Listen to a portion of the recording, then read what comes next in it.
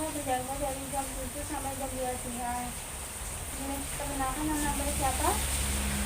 Mbak Lutfian Nur Arifah. Biasa dipanggil dengan siapa ya Mbak Mbak? Lutfi. Baik, dan saya di sini ingin memeriksa kondisi Mbak Lutfi secara umum untuk menyelesaikan masalah yang Mbak Lutfi alami saat ini. Kalau boleh saya tahu perasaan Mbak Lutfi bagaimana ya saat ini? Perasaan saya kemarin-kemarin merasa tidak nyaman dan gelisah. Baik, emang dari tadi saya melihat Mbak Lutfi perhatikan memang saya sedang gelisah, saya sedang bincang-bincang dengan seseorang, tidak ada siapapun di situ. Kalau boleh tahu Mbak Lutfi bincang-bincang dengan siapa ya tadi? Akhir-akhir ini saya sering sekali berbicara dengan nenek saya yang sudah meninggal. Oh baik, di sini kita akan ngobrol dengan sharing-sharing mengenai kejadian tadi ya Mbak. Apakah Mbak Lutfi mau? Mau sus.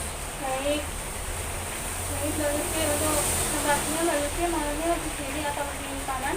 Sini aja sus. Baik, di sini saja ya Mbak.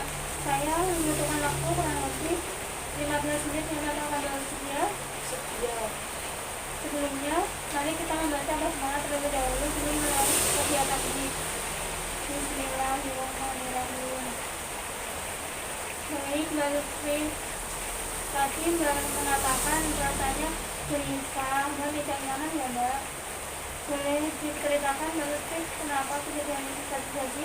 Saya sering melihat nenek saya mengajak ngobrol dengan saya. Mungkin ada yang lain seperti bau dan pendengaran yang Mbak Lutfi alami? Tidak sus. Baik, mengalami kejadian itu seperti itu berapa kali ya Bang kalau saya tahu? Sering hampir 10 kali. Dan situasi apa yang Mbak Lutfi mengalami kejadian seperti itu?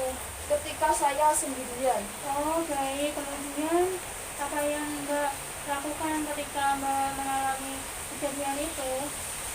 Saya sering berteriak ketakutan. Baik Mbak Lutfi, saya percaya kalau Mbak Lutfi betul mengalami kejadian seperti itu atau mendengar dan melihat orang-orang yang meninggal. Tapi sebenarnya itu tidak benar terjadi ya Mbak. Baik, itu adalah yang namanya gangguan halusinasi ya Mbak. Baik Mbak Lutfi, di sini saya punya cara baru untuk mengontrol kejadian seperti ini tadi. Mbak mau atau tidak yang saya bantu caranya? Mau sus. Baik, baik Mbak, cara yang pertama yaitu dengan maharji. Cara maharji, nah itu nanti Mbak mempraktekkan di dalam maharji ya Mbak. Bagaimana caranya? Mbak tutup telinga, nanti Mbak mengatakan pergi, aku tidak mau mendengar suara kamu, kamu hanya halusinasi. Baik, nanti Mbak praktekkan dengan bersuara terlebih dahulu ya Mbak, baru dengan cara mengaji ya Mbak. Baik sus. Baik Mbak, bisa mempraktekkan dengan bersuara dulu. Pergi, saya tidak mau mendengar suara kamu hanyalah halusinasi. Baik, sudah benar Mbak. Sekarang Mbak mempraktekkan dengan cara mengaji ya Mbak. Baik Mbak, sudah ya Mbak. Bagaimana perasaan Mbak setelah melakukan cara pengontrolan kejadian tadi? Alhamdulillah sudah nyaman. Baik Mbak, saya lihat sudah tidak merasa gelisah dan sudah nyaman ya Mbak. Baik, saya jadwalkan secara mandiri ya Mbak untuk latihan secara cara pengontrolan kesedihan seperti tadi ya Mbak. Ya sus. Saya mau menjadwalkan coba ya Mbak. Jadi sehari 3 kali ya Mbak.